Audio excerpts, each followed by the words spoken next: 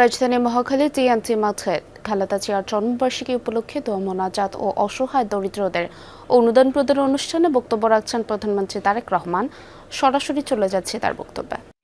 সেই জন্য এই সরকারের প্রধান দায়িত্ব হচ্ছে মানুষের জন্য কাজ করা, এবং সেজন্যই আমরা সিদ্ধান্ত গ্রহণ করেছি যে উপজেলা পর্যন্ত মানুষের দোরগোড়ায় স্বাস্থ্য সেবা পৌঁছে দেওয়ার জন্য, বিশেষ করে মা বোনদের জন্য এবং শিশুদের জন্য স্বাস্থ্য সেবা পৌঁছে দেওয়ার জন্য প্রত্যেকটি উপজেলা পর্যায়ে আমরা যে হাসপাতাল আছে সেটিকে প্রথমে আমরা সিদ্ধান্ত গ্রহণ করেছিলাম যে 50 বেড থেকে 101 বেড করব। গত 3 দিন আগে আমরা সিদ্ধান্ত গ্রহণ করেছি যে 101 বেড নয়, ওটিকে আমরা 151 বেডে রূপান্তর করব। আগামী ইনশাআল্লাহ 5 বছরের মধ্যে বাংলাদেশের 503টি উপজেলা ইনশাআল্লাহ প্রত্যেকটিতে আমরা 151 সদস্য উপজেলা হাসপাতাল তৈরি করব, যেখানে মানুষ তার প্রয়োজন মতন চিকিৎসা সুবিধা গ্রহণ করতে পারবে। প্রিয় ভাই বোনেরা, এই দেশকে বিধ্বস্ত করে রেখে গিয়েছিল ফ্যাসিবাদ। এই দেশকে অর্থনীতি থেকে শুরু করে প্রত্যেকটি ব্যবস্থাকে ফোকলা করে রেখে গিয়েছে এই ফ্যাসিবাদ। আজকে বাংলাদেশের মানুষ সিদ্ধান্ত গ্রহণ করেছে দেশকে গড়ে তুলতে হবে। প্রিয় ভাই বোনেরা, সেই জন্যই আপনাদের নির্বাচিত সরকার আমরা দিন রাত পরিশ্রম করেছি।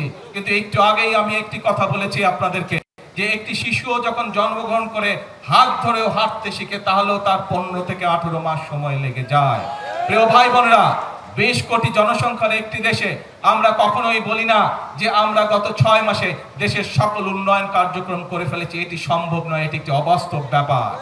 প্রিয় ভাই বোনেরা, প্রায় 3 লক্ষ কোটি টাকার বিভিন্নভাবে দেনা করে রেখে গিয়েছে বিদ্যুৎ সেক্টরে একমাত্র সেই ফ্যাসিবাদী সরকার।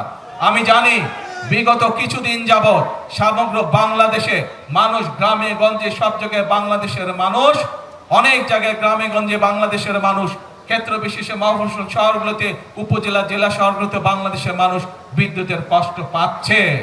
আমি জানি বাংলাদেশের বিভিন্ন এলাকায় মানুষ গ্যাসের কষ্ট পাচ্ছে, সিএনজি বলেন, এলপিজি বলেন, বিভিন্ন রকম গ্যাসের কষ্ট পাচ্ছে।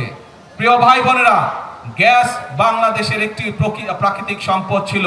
বিগত 17 বছর বাংলাদেশের নিজস্ব যে প্রাকৃতিক সম্পদ, যে গ্যাস কূপগুলো ছিল, স্বৈরাচাররা একটি গ্যাস কূপ নতুন করে তারা খনন করেনি বা করতে দেয় নাই সরকারি সংস্থা যেটি আছে, বরং তারা এই পুরো সেক্টরটিকে বিদেশিদের হাতে ছেড়ে দিয়েছিল। আপনাদের নির্বাচিত সরকার রাষ্ট্র পরিচালনার দায়িত্ব পাওয়ার সাথে সাথে আমরা সিদ্ধান্ত গ্রহণ করেছি বাংলাদেশ পেট্রোলিয়াম কর্পোরেশন যে বাপেক্স আছে, অর্থাৎ সরকারি যে সংস্থা আছে, তারা দেশের মাটিতে গ্যাস খনন কার্যক্রম দ্রুত শুরু করবে, যাতে করে এই গ্যাস কূপের খনন নিয়ন্ত্রণ বাংলাদেশের মানুষের হাতে থাকে। একইভাবে প্রিয় ভাই বোনেরা, এখন এই মূল্যবান গ্যাসের একটি বড় অংশ আমাদেরকে বিদেশ থেকে নিয়ে আসতে হয়, যেই জাহাজের মাধ্যমে নিয়ে এসে যে স্টোরেজের মধ্যে রাখতে হয়, সেই স্টোরেজের ব্যবস্থা মাত্র 2টি করে গিয়েছে 15 বছরে সেই ফ্যাসিবাদ। তাও তারা এমন ভাবে করে গিয়েছে যাতে তাদের লোকজন সেই সুবিধা পায়।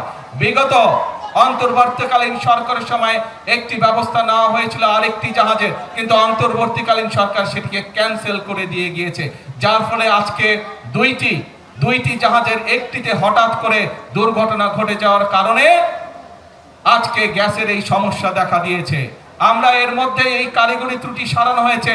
আমি আশা করি ইনশাআল্লাহ আল্লাহর রহমত থাকলে আগামী কয়েকদিনের মধ্যে এই সমস্যা অনেকাংশে, গ্যাসের সমস্যা কমে আসবে। প্রিয় ভাই বোনেরা, সমগ্র বাংলাদেশের মানুষ যে বিদ্যুতের কষ্ট পাচ্ছেন, আমি আন্তরিকভাবে তার জন্য দুঃখ প্রকাশ করছি। কিন্তু এই সরকার, আপনাদের সরকার, এবং আমরা কাজ করছি যত দ্রুত সম্ভব মানুষকে এই কষ্টের হাত থেকে রক্ষা করার জন্য।